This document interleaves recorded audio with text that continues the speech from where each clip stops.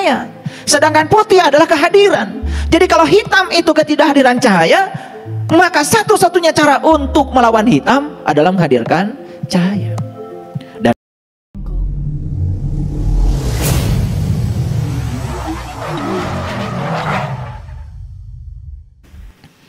di bawah Quran surat An-Nas itu ada Quran surat Al-Falaq yang isinya adalah bagaimana caranya kita untuk memohon perlindungan dari 5 hal. Yang pertama, mohonlah perlindungan dari subuh. Yang kedua, mohonlah perlindungan dari Qul a'udzu birabbil falaq min syarri ma khalaq. Mohon perlindungan dari tindakan-tindakan yang tidak tepat. Dan yang ketiga, mohon perlindungan dari kegelapan malam. Yang keempat, mohon perlindungan dari tukang sihir. Dan yang kelima, mohon perlindungan dari rajanya segala kebatilan yang disebut dengan hasad.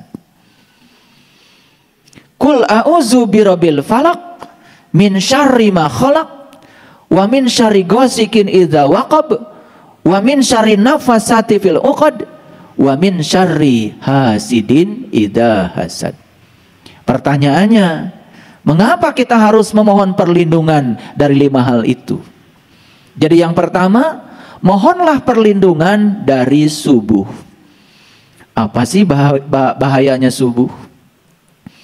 Kita tiap hari mengalami subuh biasa-biasa saja. Rasanya subuh nggak ada bahayanya. Tentu saja subuh yang dimaksud di sini bukan subuh secara fisik, tapi subuh kesadaran. Jadi ketika seseorang itu sudah melewati al-ikhlas, sudah tahu cara untuk menyatu dengan Tuhan, walaupun pada tingkat awal, itu etape yang sangat berbahaya. Makanya begitu seseorang menginjakkan kakinya di dunia spiritual, menginjakkan kakinya di Shiratal Mustaqim yang sesungguhnya, itu etape yang sangat berbahaya. Itu persis seperti seseorang yang baru bangun dari tidur. Lolongu kalau kata orang Sunda. Belum sadar sepenuhnya. Dan orang yang belum sadar sepenuhnya itu kemungkinannya 2. Satu bisa sadar beneran, yang kedua bisa tidur lagi. Makanya kita dianjurkan untuk memohon perlindungan kepada Allah dari subuh kesadaran, karena itu etape yang sangat berbahaya. Kemungkinan kita ada 2. Satu, tidur lagi. Yang kedua, kita bertahan sampai kita bisa melihat matahari bersinar seterang-terangnya.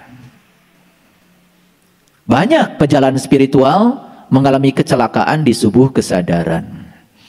Jadi baru sadar sedikit, lalu terjebak pada euforia spiritual, teridentifikasi di permukaan, baru tahu sedikit, tetapi sudah mengalami kecentilan spiritual, euforia spiritual, merasa sudah bertemu Tuhan, merasa sudah menemukan puncaknya kesadaran, merasa sudah menemukan jati dirinya. Itulah bahayanya merasa. Lalu apa yang terjadi? Dia akan kembali ke titik awal. Itu sangat berbahaya.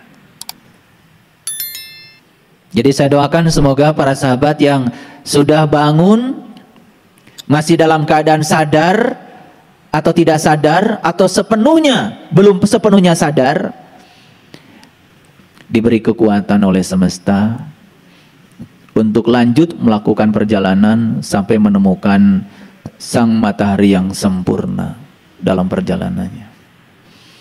Itu yang pertama. Lalu yang kedua, mintalah perlindungan dari wa min syarri. Qul a'udzu birabbil falaq min syarri ma khalaq. Ada yang menerjemahkan min syarri ma khalaq itu dari apa-apa yang sudah diciptakan. Nggak berbahaya yang diciptakan. Tetapi yang paling berbahaya adalah mengambil pilihan-pilihan dalam hidup sehingga kita terjebak mengambil tindakan-tindakan yang tidak tepat. Jadi sebetulnya ya neraka itu adalah dampak dari kita mengambil tindakan yang tidak tepat. Dan kapan kita mengambil tindakan yang tidak tepat? Pada saat kita masih dikendalikan oleh diri palsu kita. Kapan kita mengambil tindakan yang tidak tepat? Pada saat kita masih dikendalikan oleh ego kita. Karena kita masih mengidentifikasi diri kita bukan sebagai kesadaran diri kita, tetapi sebagai pikiran, sebagai perasaan, sebagai tubuh. Itu proses identifikasi di permukaan. Itu sebabnya saya sering menyatakan bahwa kalau kita ingin meningkatkan kualitas diri, maka kita harus punya yang disebut dengan kesadaran kesamudraan. Kesadaran kesamudraan itu apa artinya? Samudra itu ada, samudra itu nyata. Dan di samudra yang tidak bisa dipisahkan adanya fenomena permukaan yang disebut dengan gelombang. Dan gelombang itu ada bukit, ada lembah, ada puncak, ada dasar. Gelombang itu naik dan turun. Ingat, itu fenomena permukaan. Maka ketika kita masih mengidentifikasi diri kita di permukaan, berarti kita masih mengidentifikasi diri kita sebagai gelombang. Kita masih terjebak oleh naik turun, sakit senang, susah senang, bahagia tidak bahagia. Terus aja seperti itu, terjebak oleh yang bernama dualitas. Lalu apakah kita harus meninggalkan dunia ini yang jelas-jelas dualitas? Karena dunia ini diciptakan dari dua. Tidak ada alam semesta kalau tidak ada atom. Tidak ada atom kalau tidak ada elektron dan proton. Bukankah unsur pembentuk alam semesta ini sebetulnya adalah dualitas? Jadi tidak mungkin kita ada di dunia menjadi anti dunia. Oleh karena itu hati-hati. Jangan loncat dari gelombang ke samudra. Tapi juga jangan loncat dari samudra ke gelombang. Loncatlah dari gelombang dan samudra ke titik tengah. Ke titik tengah. Maka itu yang disebut dengan beragama secara moderat. Makanya sekarang ini sedang diusung oleh orang-orang yang sudah mencapai kebijaksanaan, bagaimana kita beragama memasuki rumah moderasi. Dan moderasi itu berarti di titik tengah. Moderasi itu sedang-sedang saja. Moderasi itu tidak ekstrim. Moderasi itu tidak radikal.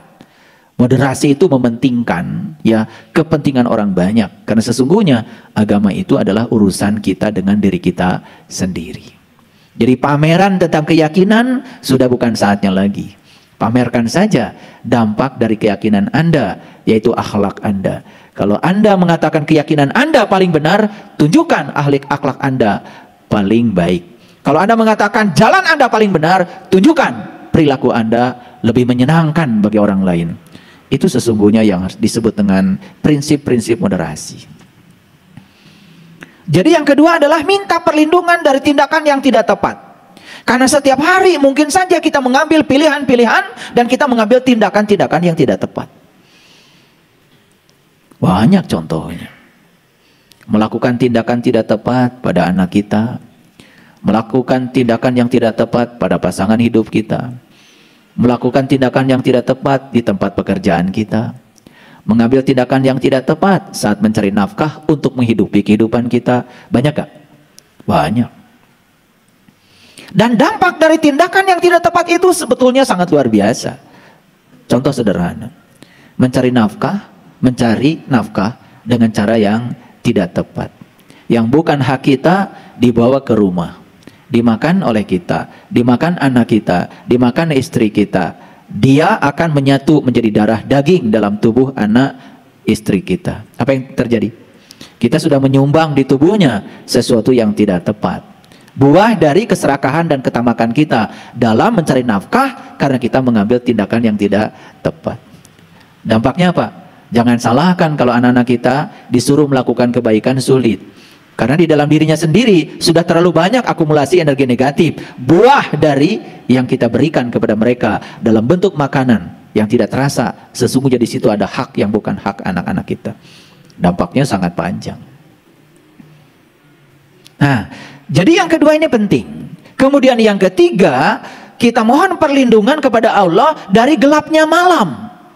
Apa bahayanya gelapnya malam? Malam yang gelap yang membuat kita bisa istirahat dalam waktu ya setengah dari sehari, itu tidak bahaya. Yang bahaya itu manakala ada kegelapan di depan kita, kita tidak bisa menyumbang cahaya. Ulangi lagi. Gelapnya malam karena ketiadaan matahari itu tidak bahaya. Bahkan kita punya kesempatan untuk istirahat. Tetapi kegelapan yang di luar itu, yang datang silih berganti dalam kehidupan kita, banyak apa sedikit? Banyak apa sedikit? Lagi enak saja di rumah, datang orang ke rumah kita menyampaikan berita tentang kegelapan. Apa itu fitnah?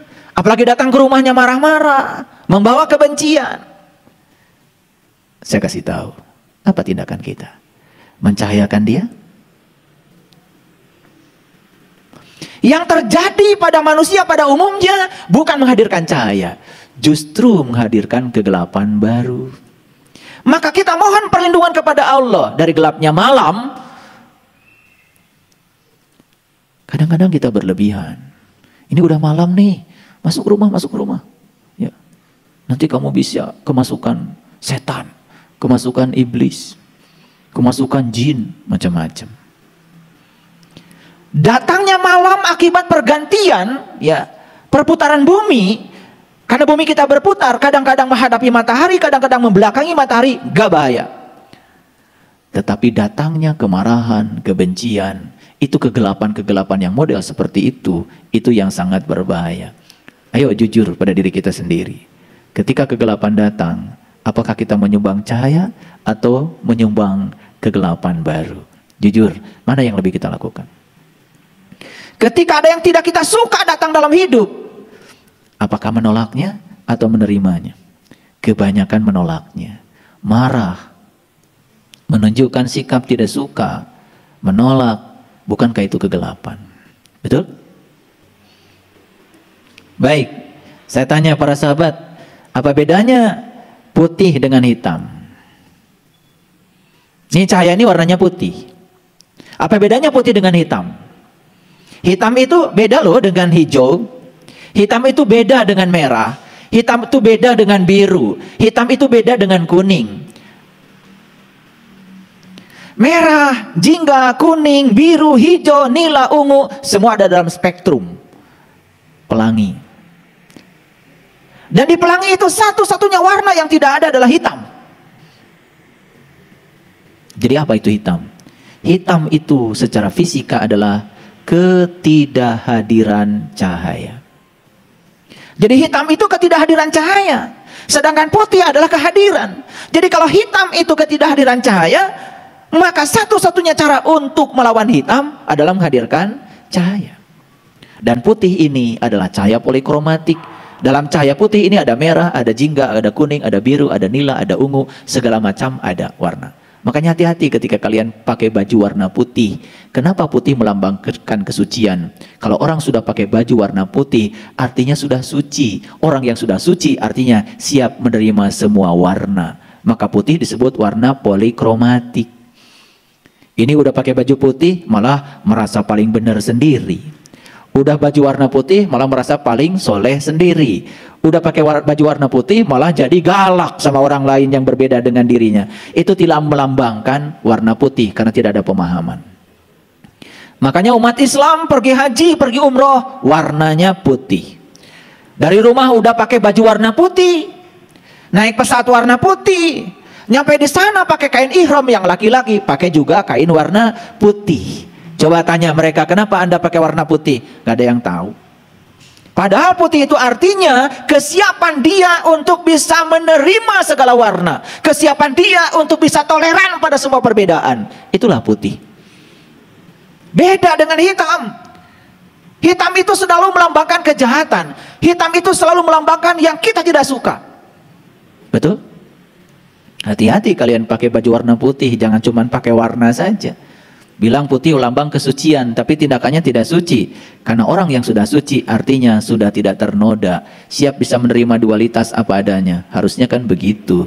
Cuman kan selama ini kita pakai warna putih cuman sekedarnya saja, ikut-ikut orang, tidak tahu maknanya apa. Betul gak? Gitu. Nah, yang keempat, kita mohon perlindungan kepada Allah dari tukang sihir. Tahu tukang sihir? Oh, itu tuh yang bisa bikin ular dari tongkat. Itu tukang sulap. Itu yang bisa mengubah ya kelereng menjadi gehu. Itu tukang sulap. Yang bisa mengeluarkan merpati dari tempat yang kosong. Tukang sulap. Tukang sulap itu bagus menghibur orang. Betul nggak? Bahkan tukang sulap kadang-kadang juga di tempat hiburan. Dibayar kita. Betul nggak? Iya. Bahkan sekarang tukang sulap udah profesi. Apakah mereka menipu? Tidak. Namanya juga sulap. Betul nggak? Iya. Yang paling berbahaya bukan tukang sulap. Tukang sulap nggak bahaya. Yang paling berbahaya itu tukang sihir. Siapa tukang sihir? Tukang sihir itu adalah orang yang hidupnya berbasis apa yang seharusnya. Dan dia tidak pernah bisa menerima apa adanya. Kira-kira di ruangan ini ada nggak tukang sihir? Orang yang selalu berpikir seharusnya bukan begitu. Begitu masakan sudah jadi, seharusnya bukan begini. Begitu baju sudah jadi, seharusnya bukan begitu. Selalu saja menolak, selalu menolak fakta, selalu menolak realita. Karena apa? Karena dia selalu berpikir seharusnya bukan begitu. Ada nggak di ruangan ini tukang sihir? Berapa banyak? Karena selama ini kita baca Quran nggak ngerti. Aku berlindung kepada Allah dari tukang sihir. Dan dikiranya tukang sihir itu orang lain. Betul? Padahal tukang sihir yang paling ahli justru diri-diri kita sendiri. Ketika anak kita tidak sesuai dengan keinginan kita, marah, tukang sihir. Ketika pasangan hidup kita tidak sejalan dengan keinginan kita, protes, tukang sihir. Jadi saya tanya sekali lagi, di ruang ini tukang sihir ada berapa orang?